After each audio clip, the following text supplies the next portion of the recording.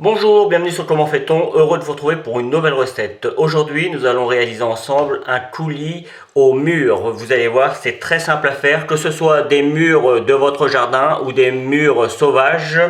Les murs, ça ressemble à ça. Alors moi, c'est des murs de mon jardin, elles sont un petit peu plus grosses. Et comme vous pouvez voir, j'en ai des fraîches et j'en ai des congelées parce qu'en règle générale, on récolte pas tout d'un coup. Et pour en avoir rien que 500 grammes, il faut plusieurs jours. Donc ça se congèle très bien, vous voyez, ça garde parfaitement la forme, donc c'est super.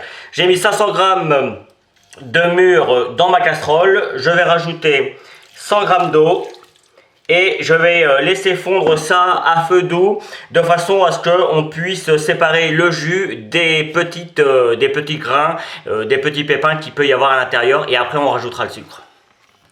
Alors juste, je ne sais pas trop si on dit un coulis à la mûre ou un coulis de mûre. Je ne sais pas trop, donc si vous le savez, n'hésitez pas à me le dire de façon à ce que je corrige mon titre. Vous pouvez préparer 100 grammes de sucre en poudre classique. Et puis on attend, on mélange. Alors si vous en avez décongelé, ça va prendre un petit peu plus de temps. Mais vous voyez, on n'hésite pas à venir mélanger un petit peu, de façon à casser un petit peu le fruit et à accélérer un petit peu la cuisson initiale. Petite info également, avec 500 grammes de fruits et 100 grammes d'eau plus 100 grammes de sucre, on obtient environ, je dis bien environ, c'est une estimation parce que les fruits sont plus ou moins gros, plus ou moins juteux, donc ça reste une estimation, environ un petit bol, vous savez les petits bols classiques pour le petit déjeuner. Donc voilà, ça vous donne une indication sur si vous avez envie de, enfin si vous avez besoin de plus, il faudra mettre plus de fruits. Là, moi j'en fais un petit peu, sachez que le coulis ça se congèle très bien une fois terminé. Allez, cela fait environ 10 minutes que la cuisson a commencé, en tout cas la pré-cuisson, et vous voyez, le travail est presque fait. J'ai pris un tamis très fin de façon à ce que les petits pépins ne passent pas, et évidemment un saladier pour récupérer l'ensemble, et simplement, vous voyez, alors je suis un peu loin, voilà, je vais venir mettre ma préparation, alors je vous montre, hein. Hop, et puis simplement, je vais venir appuyer comme ça, jusqu'à ce que, là je veux récupérer et la chair et le jus. Je ne veux, il doit rester dans la passoire uniquement les petits grains, vous voyez, les petits pépins. Donc ça demande un petit peu de travail, surtout que là, ma passoire est vraiment très fine, donc du coup, mais vous voyez, hein, c'est pas compliqué. À vous de jouer! Et voici ce que cela donne. Alors vous n'avez pas l'odeur, mais je peux vous garantir que ça sent très très bon. Si jamais vous avez récupéré vraiment beaucoup de pulpe et un petit peu moins de jus, n'hésitez pas à rajouter un petit peu d'eau. Pas plus de 50 grammes. Hein. Donc là, hop, je vais rajouter mes 100 grammes de sucre. On mélange bien comme il faut. On va ramener à ébullition et on va compter environ 10 minutes. Il faut, vous allez voir, j'ai un petit test moi avec une cuillère. Il faut que le coulis épaississe. Il faut que le coulis, enfin que le jus et le sucre cuisent un peu ensemble. Rien que là déjà, on a quelque chose de vraiment très très joli.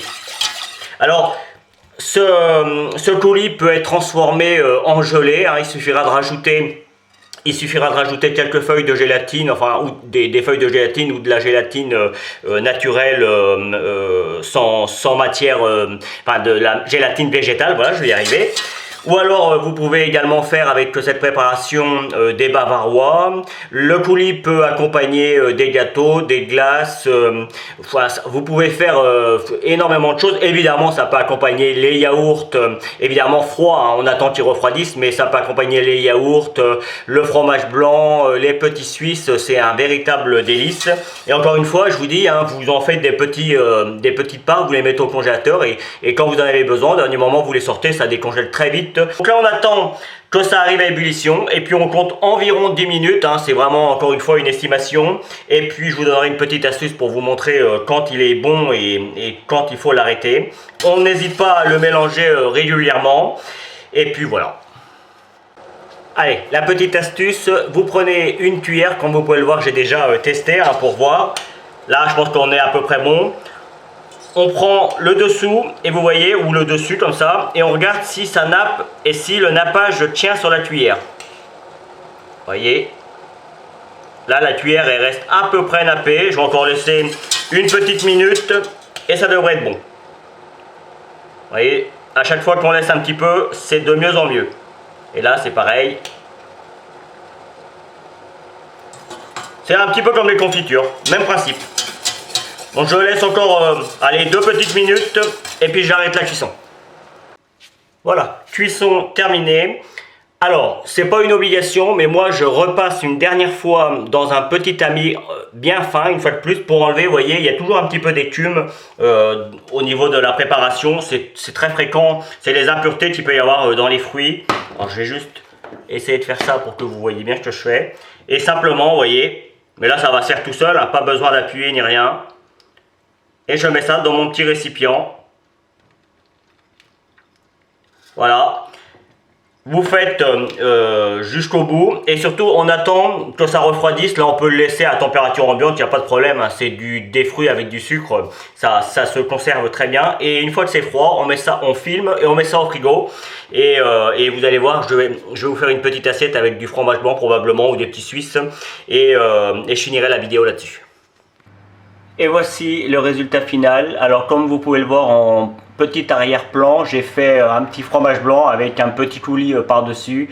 Je peux vous garantir que c'est délicieux. Le coulis est très fin, c'est très subtil franchement. La mûre, ça a des petites variétés de fleurs. Enfin, on est dans le fruit, dans la fleur. C'est vraiment très subtil, c'est vraiment très bon. Donc voilà, j'espère que cette nouvelle recette vous plaira. J'ai pris comme toujours beaucoup de plaisir à la réaliser. Vous avez tous les liens sur la description si vous avez envie d'aller sur mes réseaux sociaux. Et puis je vous donne plein d'autres informations qui pourraient vous être utiles.